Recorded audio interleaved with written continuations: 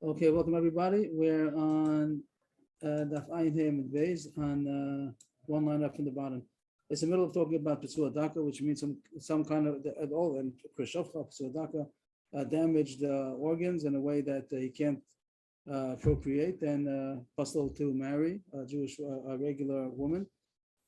And the Gemara continues here. The Gemara before was talking about different aspects of how it was done, how it happened in a way that maybe he could give birth, he cannot. But if the damage is something which really prevents him from having children or not, what makes him kosher, what not.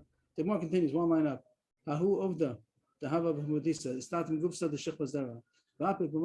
There was a story in B'Mudisa. There was somebody that the Gufsa means like a tube. They call it the seminal tube. It means the canal that brings the semen, and it got clogged. And semen was coming out, which means the place of the urine. So as far as we know, it's the same tube, that the same place. It means outside for sure, but the question is if inside. If inside, is there a different tube? So the Gemara, someplace in Bukhara says that there are two different tubes. We don't know that to be so. And that's the question. What happened? Did it change since then? But we'll just take the Gemara as it is. So the question would be that semen was going through a place where the urine usually goes. Does that affect the semen that it should be able to be potent? So Rabbi Bar thought that is kosher. That is kosher. It still could give birth. He's still potent, and he'd be able to marry a Jewish woman. So Papi is going to argue on Rabbi Bar Abaye, and there seems to be a son of Abaye, the Abaye that we know, his son. So he told him, Mishum Asu mi muloi amiso mili mulya. So this is an expression sometimes used because it talks about the family of Eli. Eli was in the beginning of Shoftim, and it says over there, beginning of Shmuel, I'm sorry, and over there it says that Eli was cursed, that he was Kohen Gadol, and over there it talks about his sons, Chofni and Pinchas, that they weren't going in the right way, and over there it says there was a curse on the house of Eli, and they should die young. And here he said that he attributed the mistake that Rabbi Bar made because he came from that family. The word mulyasa is like mila, the word means to be cut off. Because you're a family of cut off, that's why you said cut off words. It means that the things you're saying doesn't make sense.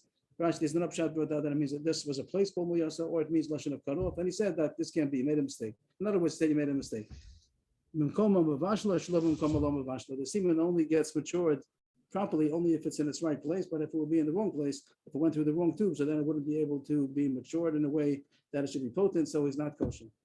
A new case.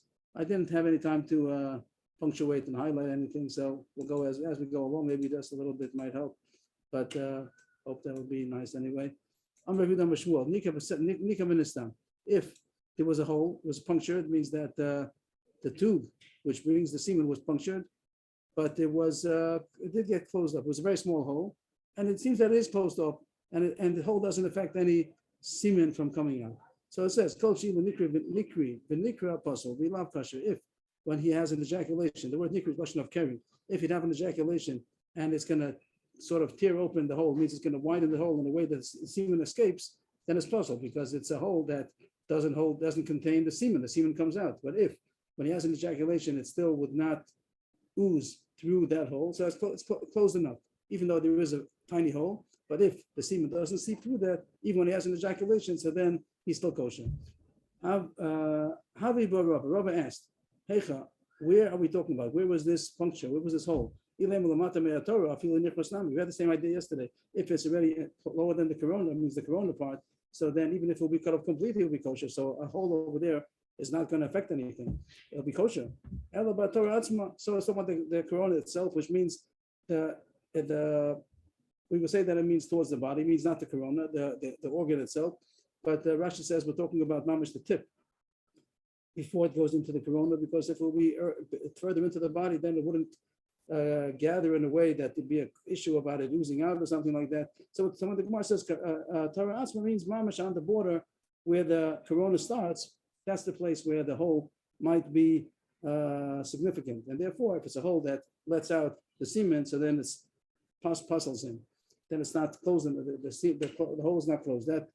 That tube that brings the semen, if the semen escapes through a side hole before it comes to the regular orifice, so then he'd be puzzled. How do you check? Where's the word continues? He said the same thing as we said till now. Nikri v'Torah atzma v'nistam kol shilu nikri v'nikra posel v'lav kosher. Here it does speak out that he's talking about a Torah atzma. It's not talking about the whole part of the corona because that's not a problem.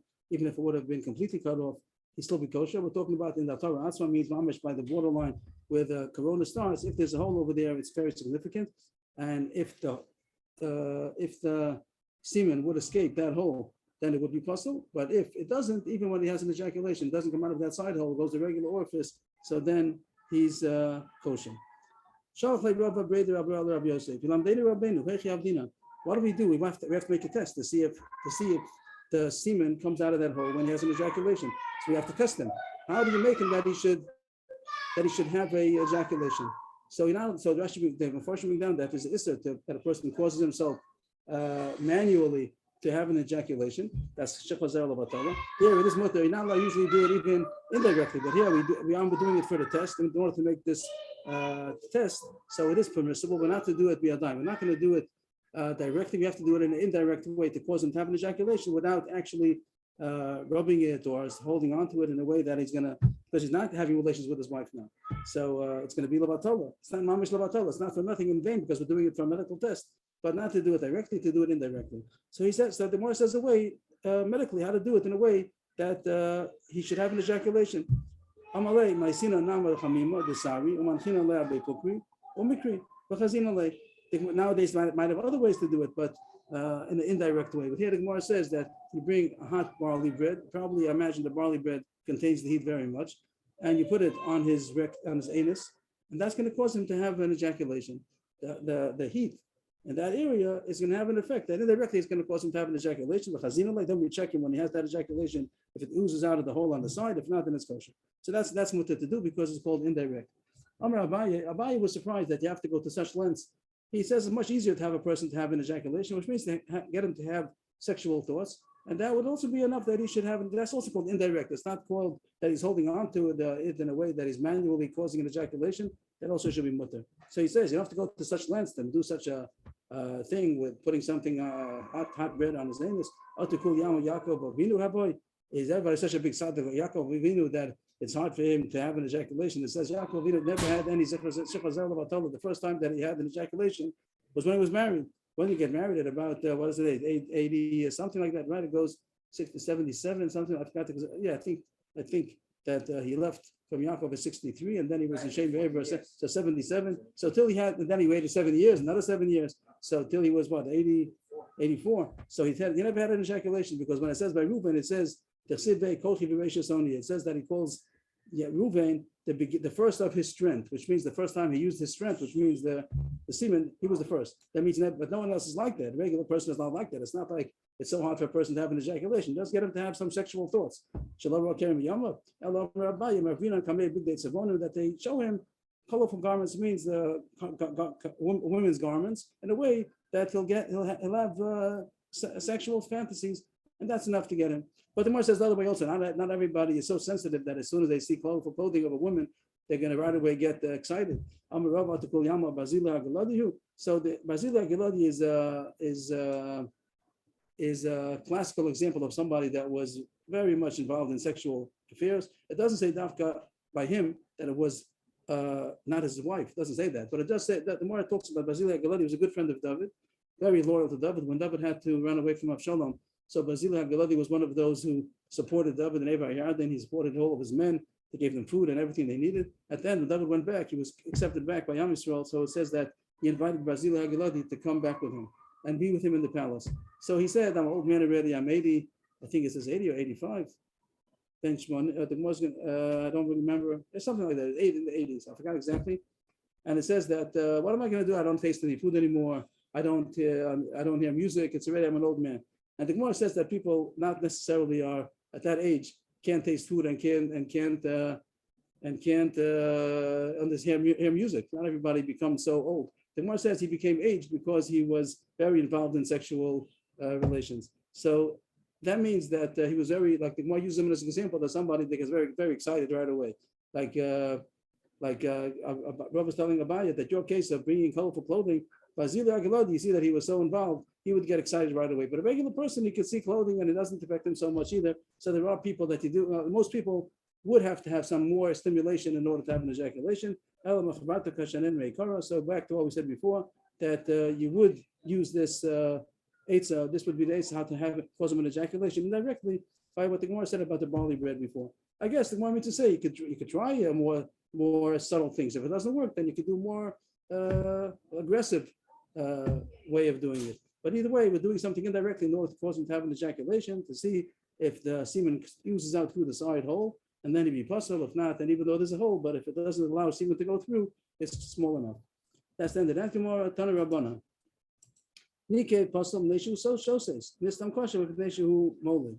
I guess that's really the same thing as we said before, that if there's a hole, there's a puncture in the way that the semen comes out, say it's possible, because then the semen is only going to be shose, it's only going to be dripping, means there's not enough force that it's coming out. If there's a hole on the way, like anytime you have a hose, then there's a puncture in the hose, so then when it comes out in the end, it isn't so powerful anymore. So if there's a hole, someplace, a puncture in the tube, so then when it comes out, it's not going to be so powerful. It's only shoses. But if it's this time, if it's sealed up, then it's kosher because it molded. It will be a good ejaculation, a powerful ejaculation. They'll be able to have children. So that will be kosher. But here, what the Gemara wants from this brayso that we didn't have till now, it ends off with zel psul shechosel achsheva. This is a kind of a psul that could be kosher. It means that we said even though there's a hole, but it could be healed in a way that it gets sealed up and it'll be kosher. It's not a permanent blemish. It could be healed, could be rectified. And the Gemara wants to know what does it mean? It says zehu. This it could have said and this psul is chosel l'brios. It says this one. There's zehu. That word zehu seems to imply that there's another case where it's not rectifiable. Zehu lemute mai. What is that with zehu coming to exclude? A different case altogether. Lemute krum she'olam machmas maka bereya.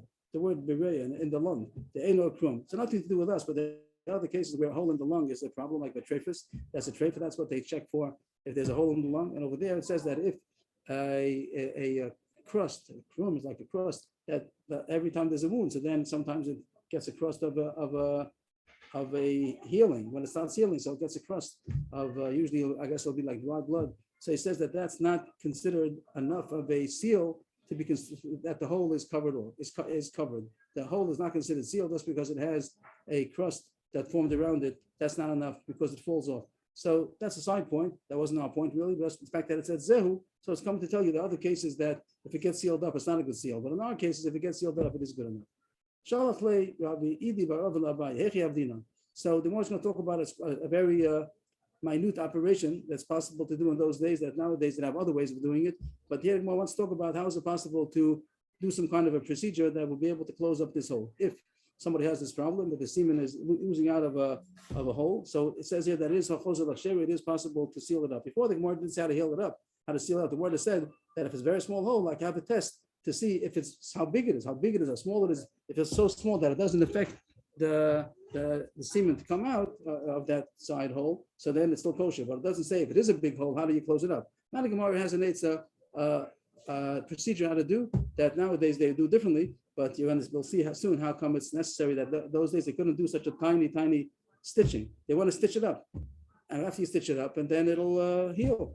So my sinan sa'arta, you bring a barley. And barley has a sharp point. You want to widen the hole. You want to make the hole. Rashi said you want to make it bleed. You want to make a cut. You want to make a cut over there because the way it is now, it's not going to heal.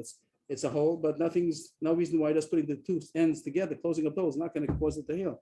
But if you cut around a little bit, so then it'll cause bleeding and pus. And then when you are going to close it up, it'll heal. It'll grow into each other.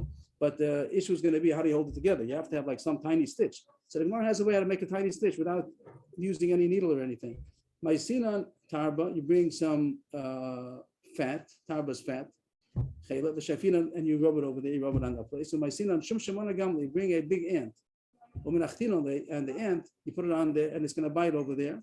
And then the teeth, I don't know, I never saw an ant's teeth, but it says here that the ant, if he bites, so it's going to close up that bite. If it holds close, it's going to close the hole. It's going to seal the hole. Then at that point, you cut off the head of the ant and it stays closed. And then Rashi says that eventually it's going to disintegrate. And at that time, once it's there ready, it's enough held together. By this stitching, you made a tiny microscopic, not microscopic, but micro stitching. And then the skin will heal, and then the ant's head will disintegrate. So that was the way that they were able to do it. The dafka sartav or parcel of mizrav zark. When you make this cut, don't only use a barley, because metal would cause a infection or would cause swelling. Like in those days, they didn't have sterile tools, so don't use metal. That'll cause a infection or swelling, but use this barley, which is safer. Yeah, mamish amazing. I saw two pshatim brought down. I saw one pshat, but I thought that it means a minor, a child, or an adult. That a child, you could do this operation, but by an adult, it's not going to work. It's going to fall apart again. It's not going to stay closed. Some say that katan and gadol meant a small hole or a big hole. Depends how big the hole is. Whatever the pshat would be. The Gemara continues. One more Gemara over here, I think. Amar Rabba. That was the end of that Gemara. Amar Rabba bar Rav Huna. If a person urinates from two places, that the urine comes out from two different places, puzzle. So the pshat that I saw is that it means that in the place where the semen is supposed to come out, the urine comes out also, which again doesn't fit with what we know, because as far as we know, they're coming out from the same place. Of course, no question that in the olden days also, the outer orifice was only one. The question is the internal organ, is it one tube or two tubes? And we see there's only one tube. Maybe there is some place back more inside the organ, further back internally, that there's some place where they're close to each other and one might interfere with the other. But here it says that if he urinates from both places, so then it's puzzle. But the Gemara says that's not halacha. Right away, Rabba says it's wrong. The halacha is not like the son and the father. Here we have Rabba bar Rav Huna. He's the one who said this, and his father is Rav Huna. So he says there are two halachas. One the son said, one the father said, and I'm not going to pass like either one. We're not going to pass like the son. We're not going to pass like the father.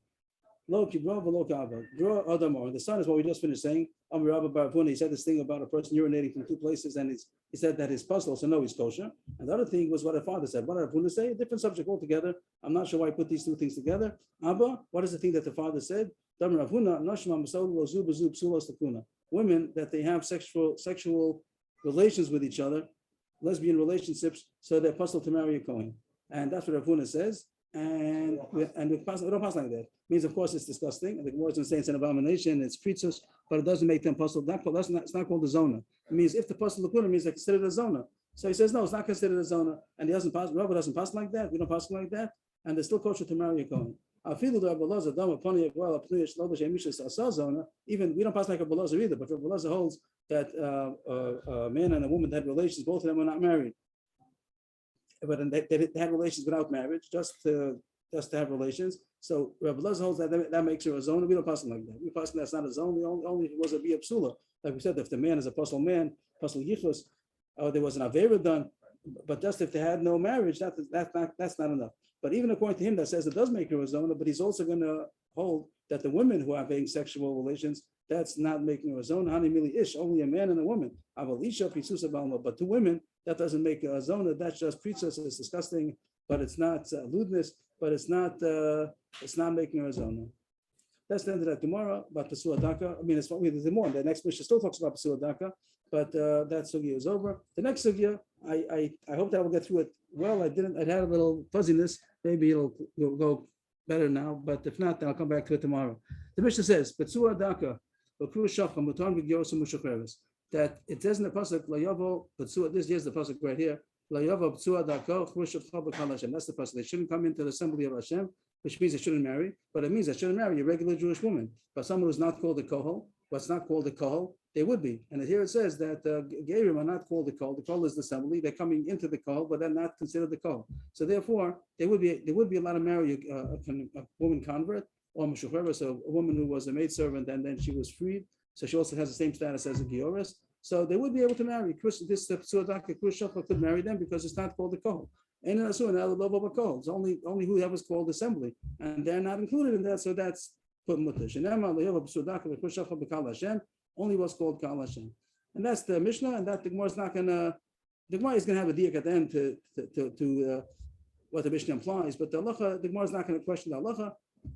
It happens to be there is a focus if it's called Kal Hashem or not, the Gemara called Ikri Kol or not. But here the Gemara is going according to that opinion that they're not called Kol, and therefore Psuadak and Khrushchev may marry. They asked Rav Sheshes. We once had mention of this concept, and here is where we're actually learning the Gemara. Psuadak Kohen. Here it's a very interesting thing. The Gemara is questioning how it sets it up. That we just finished saying that a Psuadak is not allowed to marry a regular Jewish woman, but he could marry a Gyoros and a Meshucheres. A Kohen on the opposite is the opposite. he's not allowed to marry a Gyorus and a Kohen cannot marry, that's considered a Zona. A Kohen is not allowed to marry a Gyorus and a Mishaperes. Only can marry a Jewish woman. So here you have both. On one hand, there's a Psur Daka. On one hand, he's a Kohen. So he's stuck. Who's he going to marry? He can't marry a regular Jewish woman because he's a Psur Daka. He can't marry a Gyorus and a Mishaperes because he's a Kohen. But the Gemara is questioning, maybe if he's a Psur Daka, maybe it takes off that level of Kohen. Maybe he's not considered anymore the sanctity of a Kohen. Whatever, maybe that's the Gemara's question. What if he surely cannot marry a regular Jewish woman because he's a Psur Daka. That doesn't make, because the Kohen doesn't make it any more mutter. He's a Psur Daka. But would he be able to marry a Gyorus and a Mishaperes, even though usually a Kohen may not? What's the question? The Aser, does he retain his kedusha? The fact that it's a Psur Daka, does it take off the kedusha of a Kohen? And even though he's a Kohen, but maybe the fact that he's a Psur Daka takes off the kuna. The Gemara spoke about this earlier about eating truma. The Gemara had the same question about Psur Daka Kohen, and over there spoke about it. Here the Gemara, here's where the Gemara was referring to over there. Amalei Rav Sheshes Tenisua. So Rav Sheshes he had a Mishnah, Brisa, to show that it's permissible. It says Psur Daka. Here they have the Gersi Yisrael to take it out, but that's what it means. It's not a Kohen case. Psur Daka Mutab and Asina. And Asina is a nation of the Gevonim, from the 7 nations of Canaan, and the Chivi. And over there's an Isser to marry an Asina. It usually goes together in the Mishnah. Mamzer and Nasin. It goes together. Mamzer and Asina. So it says here, the reason why they call Asina is because they by Yitnaim, there was not given. They were given over because they first it says by Yeshua that they fooled Yeshua in order to say they're from a faraway country, real they were close. By David and Shaul, it says that they asked to kill 7 children. There was a row of 3 years. That says in Sefer Shmuel, and Hashem said it's because of the Gevonim. They have some complaint against Am Yisrael, and it says that they had issues with Shaul HaMelech, who had already died, was killed, and they wanted to kill 7 children they killed 7 children of Shaul, and Am Yisrael had no choice but to let them. And over there it says that it doesn't say in the pasuk, but David made Xavier not to marry them anymore. Like they're not Rahmanim, they have no Rahmanas. So there's Issur, you're not allowed to marry a Nesina. But it says that Psur Daka may, even though Psur Daka may not marry a Jewish woman, but may marry a Nesina. And if Sheshes wants to prove something from that, he's not going to the same way that a Kohen has Kedusha, a Yisrael also has Kedusha. The Kedusha of Yisrael, not like that of a Kohen, but Kedusha is Yisrael. And usually a Kedusha Yisrael is not allowed to marry in the Sina. And here there's a permission that they are allowed to. The fact that they're allowed to, that shows that the Kedusha goes off. Or else why would it be permissible for a Psur Daka to marry in the Sina? He's also Jewish.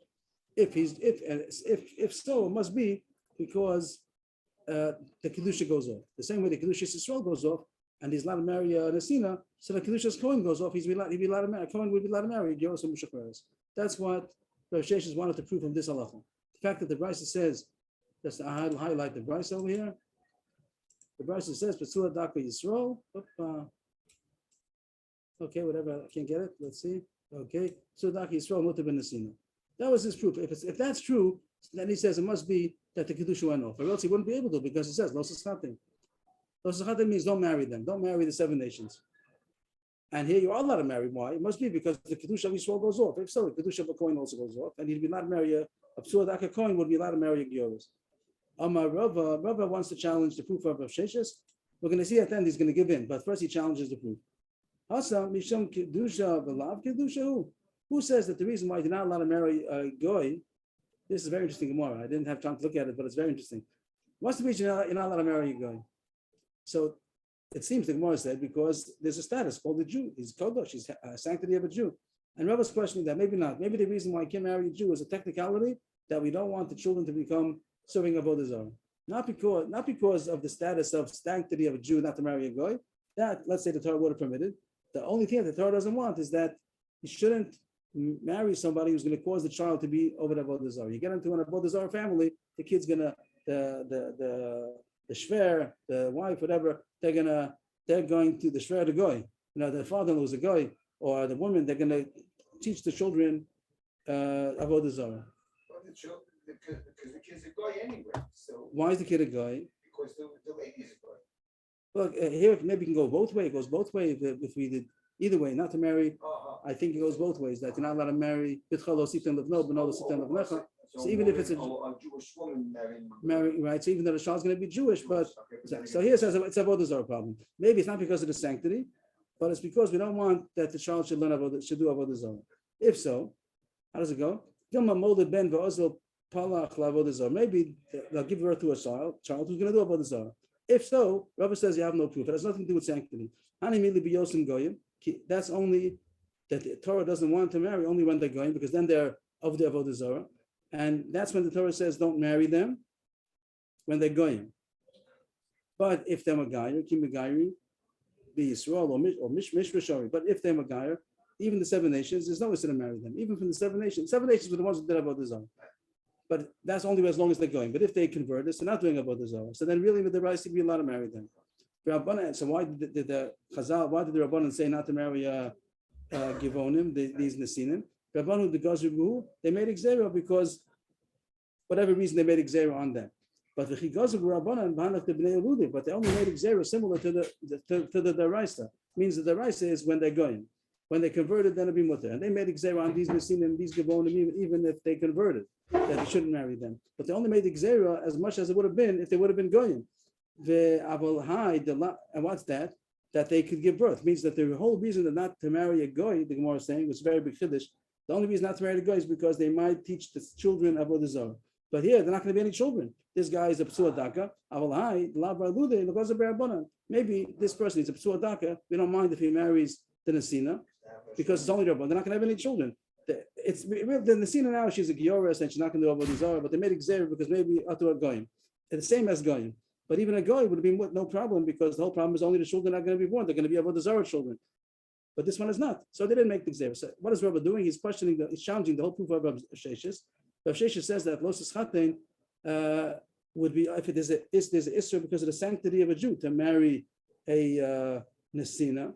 And if you see that a P'tzua Dakamei, it must be that the sanctity of a Jew went off. And Rabbi is challenging the whole idea because he says, who says it's because of sanctity? Maybe it's a technicality that they shouldn't learn avodah zarah, teach avodah zarah to the children. And here, there's not going to be any Xer because they can't have children. But the Gemara doesn't like the way Rabbi sets it up. According to your cheshbon, it should come out that a mamzer who could have children should not be allowed to marry a Nesina, because you're saying that the criteria is if they can have children or not. Then a mamzer could have children. But that a mamzer may marry a Nasin. So you have to revise your understanding of what the Torah is saying. Ella, so Rabbi still holds on to his challenge against Rav Sheshes, but he revises it a little bit. Maybe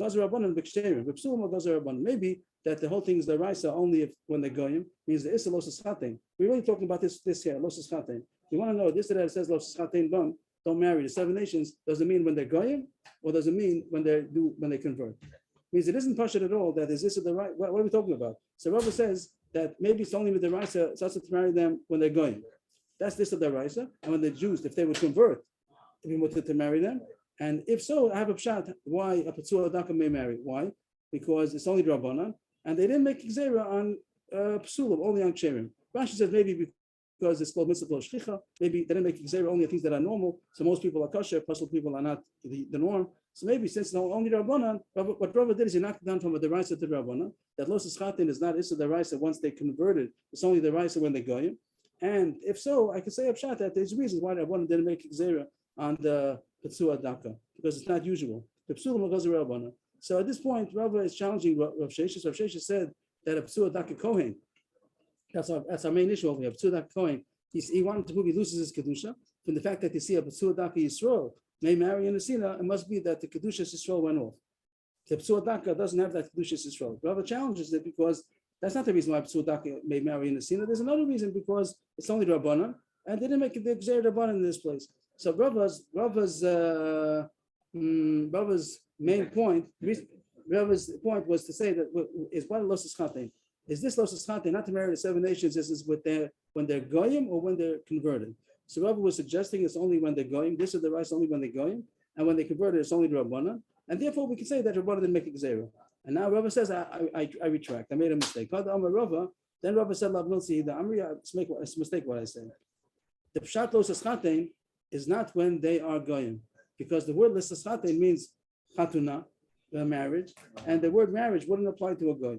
So because there's no marriage. Like we said, kedushin is not tofes. So I'm my mistake. But Yosef and Goyim, less chasnas. There's no marriage taking place. They're having relations, but it's not marriage. So if the Torah says los chatin bam, it doesn't mean when they are Goyim. Comes out, whoever's saying now that Issa the Raisa is not when they're Goyim. It's only when they're Gerim. Only when they converted. So the 7 nations converted, then it's also with the Raisa to marry. And when they're Goyim, there's no Issa the Raisa to marry them. That's what seems to say. It means it's not so partial, it's just the Raisa to marry a Goyim. It's not so simple. That is also the Raisa, but one for sure, Sasa. But it's not simple that with the Raisa it's Sasa. But no, B'chlal. We're talking about the Los Chaten. It's the Los Chaten. Whoever says that it's not talking about a Goy, it's talking about a Jew. Because if they're going, it's not called Chiton, it's not called marriage B'chlal. Kedushin is not Tofes. And what does he want to say from this? Why am I wrong? And if that's since I'm attracting that the word Los Chaten has to be when they're Jewish. If means that they converted, and now I can't say I'm Pshatim anymore that they didn't make Xer in this case. If there's Issa Deraisa Los Chaten, and it says a B'sua Daka could marry the 7 nations, the Gibonim, it must be because the Kedusha went off. He's giving into Rav Sheshes. Rav Sheshes is right that a B'sua Daka loses the Kedusha and that of the Yisrael. Of course, he's Jewish, but it means the level of sanctity. That's the reason why he can't marry certain people. It's only that level of sanctity went off, and he could marry a Nesina. And if so, B'sua Daka Kohen could marry a Georis also because he doesn't have that sanctity of the Kedusha's Kohen goes off. But the main point the Gemara now, so now the Gemara focuses on a different point. It means Rava's whole basis of retracting now is because he says when it says Los Chaten, it can't mean when they were going. And the Gemara now is going to work on that. We're changing focus now. It's all goes back to the same point. How you love Shatam Sukkim, and then could you learn out that Absua Daka loses the sanctity? That's what. But now we're focusing on this point. Is it true that the word Los Chaten is only by a Jew? If it says Los Chaten, now we're going to go off into a little bit of Agarata. But this is the point we're focusing on. Is it possible to say by a goy Los Chaten, or Los Chaten is only shaykh by a Jew because there's no chasnas by a goy? So that's going to be the Gemara's kasha now. The Rava said, "B'yos and goyim laslu chasnas." This guy was laslu chasnas. The whole thing is only when they gave him. So that's what Rava gave in. But now the Gemara is going to attack that point of Rava. Is that true? Must have Yosef by Chaten Shlomo. As Bas Paro Melech Mitzrayim. It says that the Shlomo by Chaten chasana chitun, and Bas Paro the Gemara understands she was a goya. So the Gemara says right away. The Gemara jumps and says no, she was Megaya. But the Gemara says no. That you don't accept Gerim. So you don't accept Gerim. When it's going well for Am Yisrael, you don't accept Gerim. Only when things are down. Go ahead. You have something to say. No, I thought only when the shit's coming. No. It says also anytime that is good. We made David Meshlam. Whenever it's up, when Am Yisrael's up, no Gerim. When Am Yisrael's down, that's time for Gerim to come. So that's what the Gemara says. So was a big reading. No. The Gemara says here. The Gemara says. Let's see the Gemara. There's 2 lines. That's what the Gemara answers. First, the Gemara says that the word chasana you see here is even by a goy, a Jew and a goy. Because by Chatin Shlomo she was a goy. The Gemara says no, she was Megaya. How could they be Megaya? But like people game love me love me Shlomo. The Gemara says no. How come you don't accept Gerim? Because maybe they're coming in because of the affluence of Am Yisrael. But media time Elul Shulchan Malachim. The only reason why we don't accept Gerim is because maybe they're coming in for the good times because they're rich. Am Yisrael's rich, but Bas Paro she didn't need it. She had riches over there, and she must have been for her was a Yerid in Gashmias for sure. Oh, no, they read it, but it wasn't up. It wasn't enough reason that she should convert in order to kind of get the wealth because she had wealth. It must be it was the Shem Shemaim. So then you're allowed to accept her as a gift. She doesn't need it. So the Gemara is happy to say that Rav is right, that Chitun, Chasana, is only by a Jew. If it be a goy, not. So when it says Los Chatin, it's talking about the 7 nations who converted, but it's not talking about when they're going. The typical there are mitzvahs Rishonahi. So Taisus learns that the Gemara is asking that Stam Kashan Shlomo Melech. How is he allowed to marry? The Lach is not allowed to marry Mitzri. Los Mitzri Adomi. How does it go? Only the 3rd generation, but otherwise not allowed. So how is he allowed to marry? So not a kash, even if she fine. Well, that's over. She was Megaya. But how was he allowed to marry her? Stam, she's a Mitzri. Maybe it's not the same Mitzri. Maybe it isn't the same nation anymore. At the time of Shlomo, it wasn't the same nation as originally in Mitzrayim. And even though it says Bas Paro Mitzrayim, but it wasn't. It was the same land, but it wasn't the same ancestry. But that's not. But Shlomo was before Sancheriv. But Tanya, Rav Yehuda ben Yamin, Gam Mitzvah Mitzri Hayoli Chaver Mitalmidei Rabbi Akiva. Rav Yehuda says that I had a friend who was a Ger Mitzri from Talmidei Rabbi Akiva. He was a Ger Mitzri. I was from Rabbi Akiva. The Amar, and he said, Ani Mitzri Rishon, Ben Asasi Mitzri Rishona. I'm a first generation Mitzri. I've been converted, and I married a first generation Mitzris, which is good. That's what they're supposed to do. And he said, Esel Levni Mitzri Shnia Kadesh Ben Beni Barlava Bakol. My son is a second generation Mitzri, right? They converted, they're both Mitzris, they converted, they're the first generation, they got married, they had a son, he's called second generation Mitzri. He's also not allowed to marry into the Jewish people, but I'm going to get for my son a shidduch, who's going to be also a second generation Mitzris, that the third generation will be mutter. Rashi says that when you have, if there be a marriage between a first generation and a second generation, means even if the son is a second generation, if we marry a first generation, then the kid is going to be called second generation. It goes with whichever one is worse. That if one of them is closer to becoming kosher, you go with the pasuk one. It doesn't go with the father and mother, it goes whichever one is worse. So he said, I have a second generation son, Mitzri. So yes, he has to marry a second generation Mitzris in order that the son, the child, will be a third generation. I thought it was only on the women now. No, you're talking about Ammoni, and Moavi. Here, like most talking about your subject soon, but here we're going that the Mitzris is also awesome. So anyway, you see that it does apply. The Gemara says that it does apply, even in times of Rabbi Akiva, it still applies. See, so in the times of Shlomo, it surely applied. So Amar Papa Anan Mishlomo Leiku Ben Esav. We should learn from Shlomo that it's called if he's right or wrong. Shlomo Lanas immediately he didn't marry at all. It wasn't called a marriage. It means if there's issue to marry a Mitzri, it wasn't. Don't learn out from there that he did right. And it wasn't even called a marriage. I mean, the issue to marry a Lo Yava B'Kal Hashem is that he shouldn't marry a Mitzri. It's also for him to marry Ger Mitzri or Mitzris is only if there's a marriage. And there was no, and she was a Ger, she was a Gyoris, but he didn't marry her. He didn't marry her. It wasn't, even though it says by Yischaten Shlomo, it's Bas Paro, he didn't marry her. He took her and he had relations with her, but not a wife. Anan Mishlomo Leiku Ben Esav Shlomo Lanas Midi. He didn't marry. The Sid Beim, it says a long pasuk. The word means a long pasuk. Really, it wants 4 lines later. It's going to say the word La'ahava. It's one big pasuk. It says Menagoyim Asher Amar Adonai Bnei Yisrael Lo Sabo Behem Ve'im Lo Yavo B'Chem Achen Yatu Asalav B'Chem Achrei Elohim Kama B'Hem Davak Shlomo La'ahava. It says from the nation that Hashem said to Bnei Yisrael, you shouldn't intermarry with them because they're going to incline your heart after their gods. In those nations, Shlomo clung to love. So it says the word la'ahava, it means that it was just a love and it wasn't marriage. It doesn't say litchatein, it says to love. So the Gemara is saying that it was not marriage. He like Rashi says, it was just the same znus. It was relations, but it wasn't marriage. So what was the kasha? That Mitzri not allowed to marry a Mitzri, it wasn't marriage. It wasn't marriage. So to have the relations, she was a Gioris. That's what she was. She was a Gioris, but there'll still be an issue to marry her because it'll be not marrying a Mitzri. He didn't marry her. He had relations with her, but he didn't marry her. Maybe call it a Pilegish. I'm not sure what you want to call it, but it wasn't marriage. Where's the La'ava coming to? I'm not understanding. The Gemara is calling it just for sexual relations. Yeah, physical. But not marriage. Not marriage. Whatever you call the La'ava, whatever you want to call La'ava, you want to call it, whatever you want to call it, but don't call it marriage. That's what the Gemara is stressing, that it doesn't say in this pasuk it doesn't say marriage. In this pasuk it says ahava, whatever you want to translate that, but it wasn't marriage. So therefore, no kasha. He didn't marry. He did not marry her. Ella kasha vayischating, but it does say vayischating. By Bas Power, it says vayischating. He told Ava Yiserish, because of killing schating ba. The love that he had was so much as if it would have been marriage, but not that it was the same marriage. So the more takes that whole thing off the parsha, that's not called marriage, and it's still holding by Rava's Yisod that marriage is only shot by a Jew. By a guy, it's not called marriage. And therefore, yes. And then the Gemara finishes one more thing, just to end of the page. Tell the Mishnah, give one more point, that the whole Bryce that we proved this heter of B'tzur Daka from Rav Sheshes proved this B'tzur Daka is allowed to marry, B'tzur Daka Kohen could marry, is because it says this Bryce in the green, B'tzur Daka Yisrael Mutter B'Nasina. Based on that, he wanted to be proved, and Rav agreed to him at the end that the Kedusha goes off, the Kedusha Yisrael goes off, so too the Kedusha Kuna goes off. That was the proof.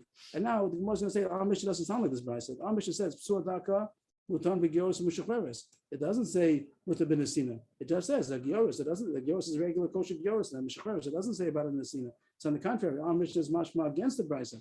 The whole proof is based on this Brisa that says that a Pitzur Daka could marry a Nesina, Our Mishnah doesn't sound like that. It doesn't say that. It could have said a big chiddush. It just says mutter b'yoros u'mishacheres. It doesn't say mutter b'nesina. So that's against the brisa. That's the most kasha. There's an issue of marrying a Nesina. There's no issue of marrying a. No, of course, I'm about psuadaka. We don't know if psuadaka has more heter to. So the brisa says even though a regular Jew may not, but a psuadaka may. But our Mishnah doesn't say that. It says psuadaka may marry a gioris.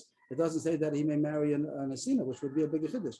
That's Rabba's kasha. That's the kasha now. Am levina l'Ravashi v'anan tanan psuadaka kushacha muteres mutar b'gioris b'shacheres. But it doesn't say nesina as mutar. It doesn't say that a lot of marry nesina, but nesina asiri. So it's against the brisa. Amalei ol tamech ema sefer.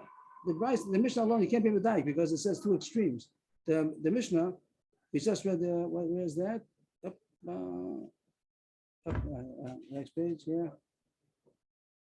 Yeah, here the Mishnah says that the mutar b'gioris, and it's also ein asur ne'el lava b'kol. Means the first words it says only mutar, they're mutar gioris and mishacheres, and they're only asur in a lava b'kol. Means it leaves out about in the sina. It means mutar gioris mishacheres. It's only asur to marry a regular Jewish woman. So you can't be medayik that everything is asur because it says only this is.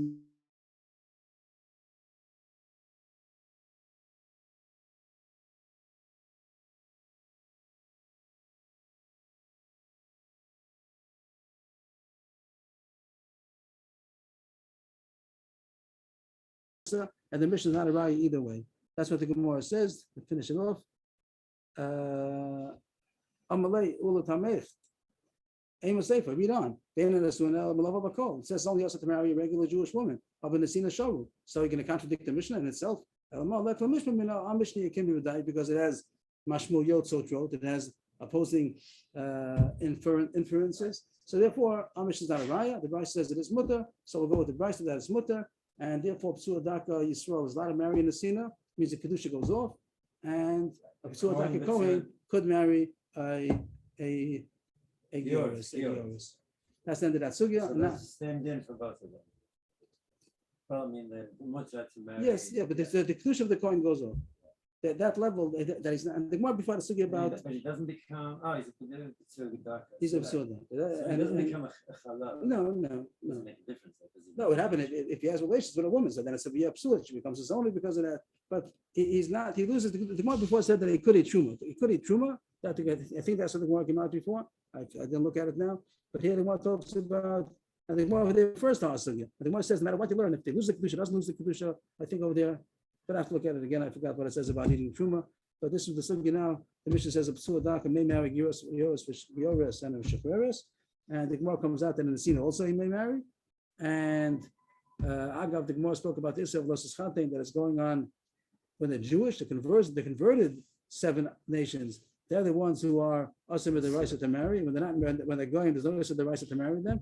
And from there, the Gemara proves that if a psuadak is mutter to marry in the Sina, it must be that the Kedushas Yisrael goes off, and the Mela Kedushas Kahuna also goes off. Psuadak Kohen will be mutter to marry a Gioris.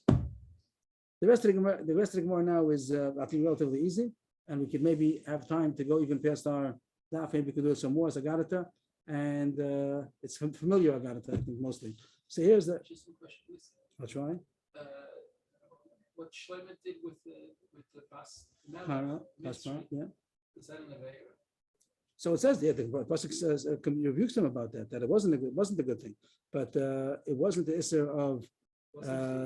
It wasn't the Isser Chitan, it wasn't the Isser marrying a Gio, it wasn't the Isser, she was Megaya, but she was still a mitzvah. She was a mitzvah, and that was really, it would be usher to marry. If it would have been married, it would have been allowed, but he didn't marry. First generation. Yes, it was first generation. So he didn't marry her, he had relations with her, but it wasn't the Isser of marrying a mitzvah because he didn't marry her, even though she was a Gioris. The Mishnah, famous Mishnah. So it is Stam is Surais. I don't know what he called Bias Asuras. What's Asuras about it? There's no chitin. Okay, so that's like funny about Panuya. Well, right. Amoni Umo Avi. So it says in the Torah not to marry Amoni Umo Avi. No. It says Amoni Umo Avi shouldn't come into the code. Amoni Umo Avi shouldn't marry a Bas Yisrael. Like Yova Amoni Umo Avi B'Kal Hashem. It also says that in Mitzvah and Adomi, it says you shouldn't push them away too much. She could come in. The third generation could come in. So it says here, all generations. Gam Dor Asiri. All generations, they're not allowed to, they're not allowed, the third generation is only had to buy Yadomi and a Mitzri. But Amonim Ba'avi, all generations, then even 10 generations, even more, 20 generations, they're not allowed to marry a regular Bas Yisrael. But the women means all of the male after male, Ben Achaben, Amoni, Ben Achaben, Moavi, so they're not allowed to marry a Jewish girl. They can marry Gyoros, but they can't marry a Bas Yisrael. But the girls that are born may marry to Jewish men. Miyad, even the first generation, Amoni, even now, yeah, Amonis, she's an Amonis, and she was Megai. She's allowed to marry a Jewish man. Mitzri v'adomi eino masur me'ala shlosha doros. That by Mitzri Adomi has a leniency that's only. That's going to be the Gemara. Mitzri v'adomi eino masur me'ala ad shlosha doros. Only usher till the third generation. Third generation is mutter to marry in. Over there's no difference men and women. Echad zachor mechad nekeva was that the first two generations there were also even women, and after that the mutter even men. Reb Shimon argues. Reb Shimon says that this is what Moshe was saying before, that a mitzris and a domis, he said it's mutter the same way that Amonis and Maravos is mutter. So a domis and mitzris also is mutter, even the first generation. And he said a kal v'chomer, which is worse, Amoni or Mitzri? He said Amoni is worse, also of all generations. And over there, matter in the cable, so Kolsh came by a Mitzri and a domi. Amai, but Makam Shasir Asas Chom Mr. Olam. If there was an cables miyad. Malcolm Shlo Asher Sen Zachar Mela Shlosha Doros. They know din. She had to send the kebos miyad. If I am only Me'avi, which is also for all generations by the men, but the women are not even the first generation. So by the Mitzri Adomi, which is only mutter till the third generation. Third generation is mutter, so it's small lenience. So surely the women are mutter miyad. Amulo, so they told them back. Im Allah Nikabel. If you know that to be so, we'll accept it. But in Ladin, yes, tshuva. But if you have a kal v'chomer, this kal v'chomer is saying we have an answer to the kal v'chomer. It means the kal v'chomer is not convincing. It doesn't say in the Mishnah why it's not convincing, but it says the kal v'chomer we're not going to accept. Amalahem lochi Allah chani omer. Rashi says it means the truth is that I have a Masorah, but even if I wouldn't, I also would be able to answer the kal v'chomer is good. So the arguing if the kal v'chomer is good or not, and the Rashi is the Gemara is going to explain. I didn't see it yet, so we'll talk about that tomorrow, I guess. That the Gemara is going to talk about if don't miss and mitzris is going to be mutter the first generation or not, but today that's not going to be the sugya. So the Gemara goes into the famous sugya about Amoni, V'lo Amonis, Moavi, V'lo Moavis, that the women of the nations of Gitamagaya, Amoni and Moavi are mutter even first generation. How do you know? Here goes the Gadata. Rav Yochanan Damakra, B'chiro Shaul Azdavid Yosei LeKras HaPlishti Amayel Avner Sar Tzava Ben Miza Anar Avner. This is all a pasuk. Might as well highlight it. This is all a pasuk. Oh, okay, too much. Okay, more or less. So it says that when this was going by Goliath, when David challenged Goliath. So it says when Shaul saw David going out to Goliath, he asked Avner, who's the general, who is that? Ben Mizana Avner. Who's that? Who's he the son of? Avner said, like I swear by your life that I don't know. I swear by your life, I'm king if I know. Like I have no idea. But that doesn't make sense in the Pashup shot, we'll say, because it's not the first time that they met him. Over there it says before already that David was in the court of Shaul. Over there it says that he brought him in order to sing for him. He had melancholy, and they found somebody who knows how to sing. So first it says, let's see, but that's what I was going to say also. First the Gemara says, did he not know who he is? He loved him very much after he came to sing for him, and he became his how do you say that? How do you say that in English? He carried his weapons, whatever, so he became very close to him. So he knew who he was. It wasn't like he didn't know who he was. That's what Chaim David said. That maybe he didn't know who's his son, who's his father. He doesn't know his father. He didn't know Yishai. That Yishai in the days of Shaul was a zaken amongst men. What does it mean? That it was very famous.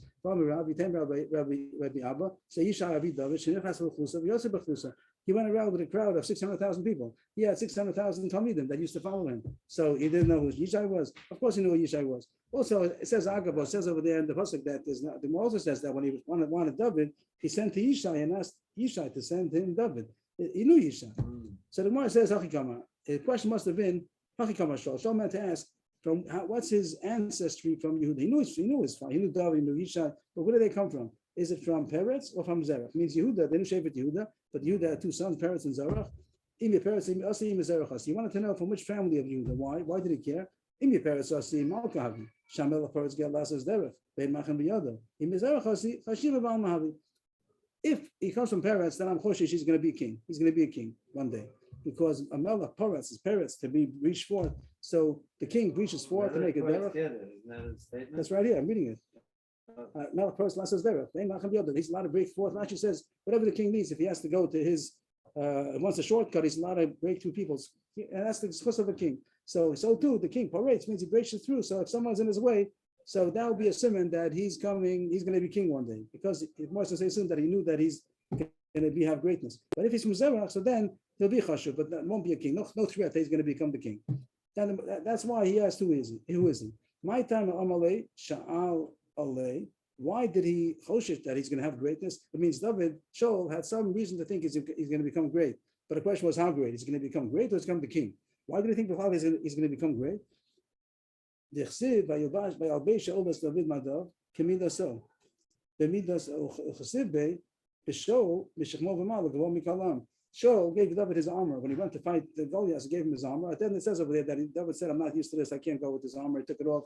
He went with a slingshot and the 5 pebbles, and that's how he killed. But first, Shaul offered him his armor and he dressed him. He put on his armor, and it says that it fit.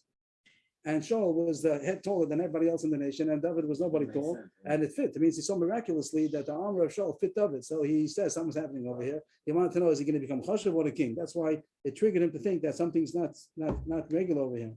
But then when he asked him, he asked, who is that? So he asked, is he from Peretz and Zerach?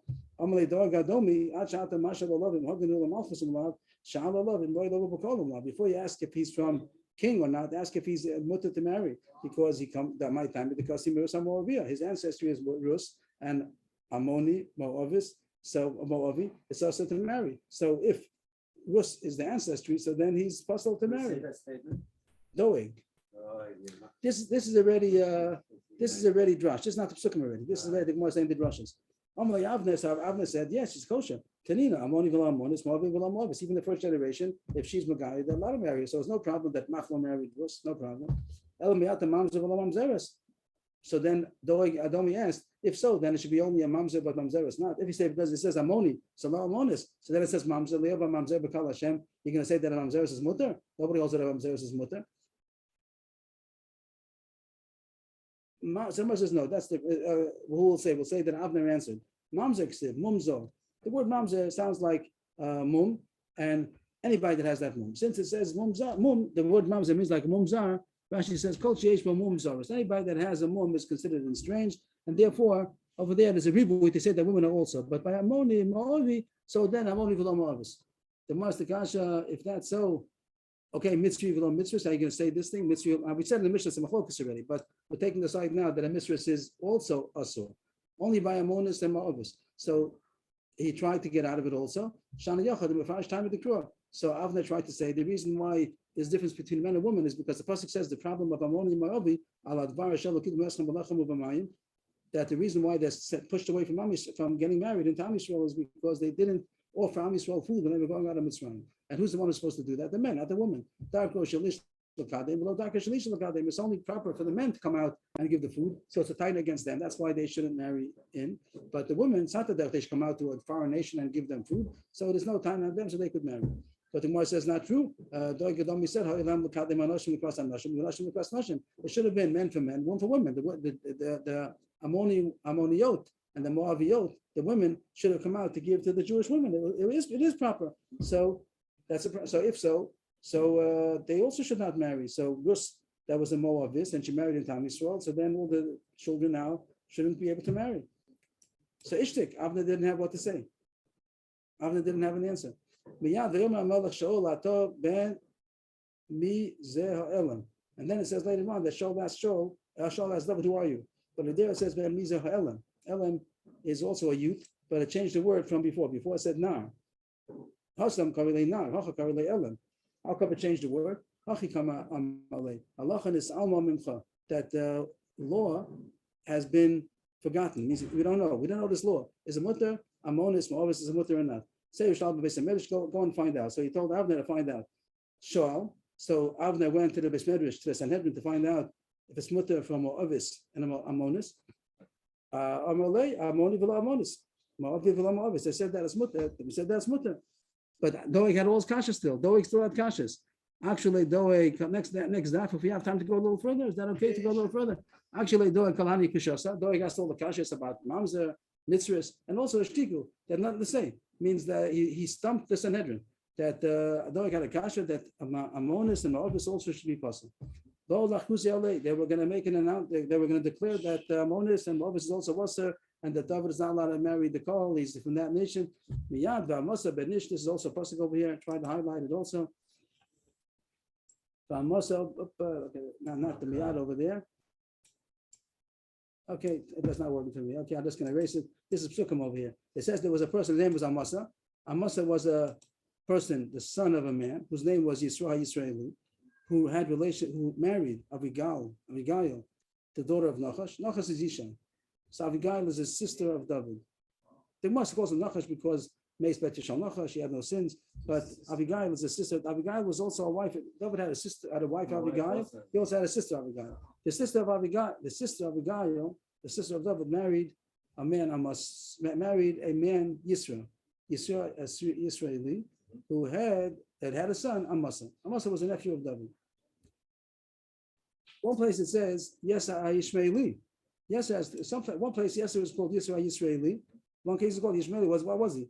It's like you say, the Russian Jews, when they're in Russia, they call them Jews. When they come to the Jews, they come to call them the Russians. So here, it's called Yisraeli. Here it's called Ishmaeli. That he was Jewish, but he acted in a Ishmaeli way. Means he put on his sword. Sometimes you have to put on your sword. So he acted like a Ishmaeli. What did he do? He came to the Bismedish. He said, Amoni v'lomo avis. And anybody want to argue? Like he came with a sword.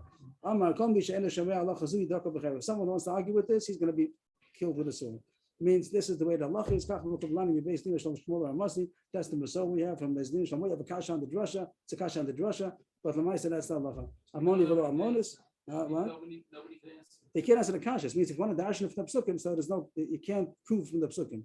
But that's Torah Shel Peh. Even if it wouldn't be any pasuk, that the Torah Shel Peh says that it's only for a man, not for a woman. And you don't have. What did Doeg do while this? No, so he backed down. Yeah. He was talking to him. He was saying, if you're going to argue, I'm going to kill you. Amoni v'lo amonis, ma'obi v'lo amonis. Okay. Then why the problem? How was Amasa believed? He's from the same family. Amos is from the same family. But let's say a second, he's a nephew of David. He also has the same book. If Moavis is a problem, so then he's also a puzzle. So how should he be believed? You can't believe somebody that has an Agias over here. Umi Muhammad is Amos believed. If any time passing something, which has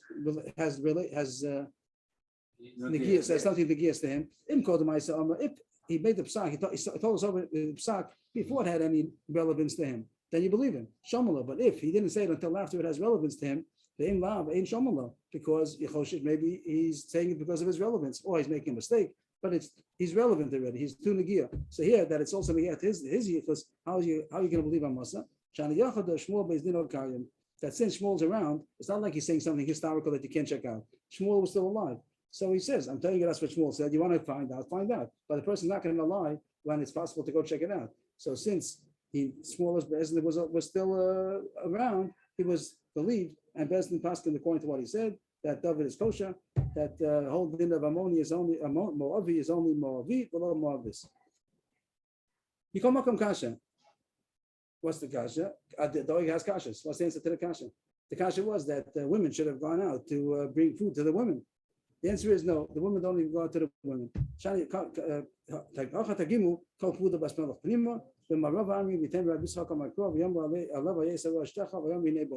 That it's not right. They're not right. Doeg said that the women. Doeg is wrong. Doeg said that the women should have gone out to greet the women with food, because even though he understands not the women to the men, but the women to the women, says no. Even the women to the women also not. The men should have gone out with the food and given both to the men and to the women. But women should not have gone out. Why? Because the honor of a Bas Melech is Panima, and therefore not Bas Melech. So here it doesn't mean Am Yisrael. Here it's talking about the Ammonim, even the Goyim. So even though the pasuk we use, it means the code for the Bas Melech is a Jewish girl, but it means that royalty, women are not supposed to go out. It's tznius for a woman to stay indoors. So the Ammonim, there's no time on the Ammoniyot. There's no time on the women of Ammon that they didn't go out to give food to the Jews, because women don't go out. Or, like it says by Sarah, that Sarah was in the, where was Sarah? She was in the oil. She didn't come out. Then go outside. She stayed inside. So that's not a time on the Ammoniyot. and therefore it is mutter. The Amonis is mutter, Moavis is mutter. Kitanoi, Rashi says the Kitanoi means that everybody agrees to the law. The question only is where you learn it out from. Where do you learn out that Amoni below Amonis, Moavi below Moavis, Kitanoi, Amoni below Amonis, Moavi below Moavis? They Rabbi Yehuda. So Rabbi Yehuda takes it simple the way we started, but there was a kasha on that because maybe you see mitzvah below mitzvahs. We'll get to that tomorrow. But anyway, Rabbi Shimon Omer, a different reason, not because Amoni, because of the reason. That it's not the way of women to bring food out in public. So therefore, there's no time on them, and they're mutter to marry into the Jewish nation. It says in the pasuk, Tehillim, what does it say? Tehillim 1:16. You say that in Hallel, right? You untied my restraints.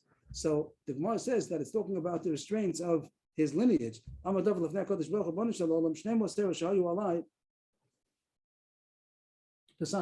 had two restraints on me, and you opened up both of the restraints. What is that? There's Moab and Ammon.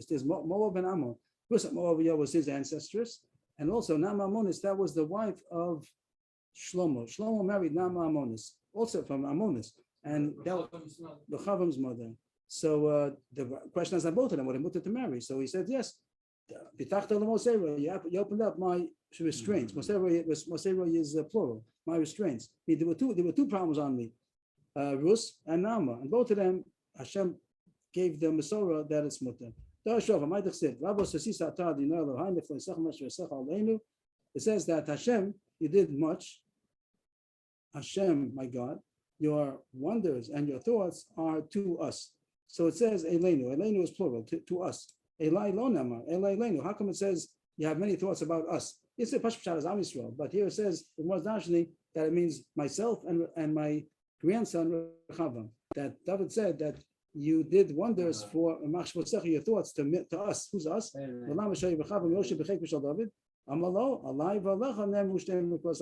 Rechavam, his grandson, was sitting in the lap of David, and David said to him that these psukim were said about me and you. That these psukim that said, which Shtei Mikros Allah, what's that? Which psukim was he talking about? Ammoni and Moavi. What's Shtei Mikros? Shtei Mikros. I guess it means Ammoni and Moavi, or the two psukim means Davash Lakid Meschem Alachem Ubamayim. What? No, it must be Mem Hey. What do you mean? It's finished. That's the one more Gemara, but that's finished already. So Shtei Mikros Allah, I imagine, I'm not sure, I didn't think about it. Maybe it means Ammoni and Moavi, and that's two psukim, Ammonis, or the pasuk about Davash Lakid Meschem Alachem Ubamayim. That's the Joshua we learn out that the women are mutter. I'll try to figure it out tomorrow. One more drash here. That then, whatever the pshat is, the Gemara is saying that then I said, here I am, and the scroll that was written about me. So the Gemara says the drash,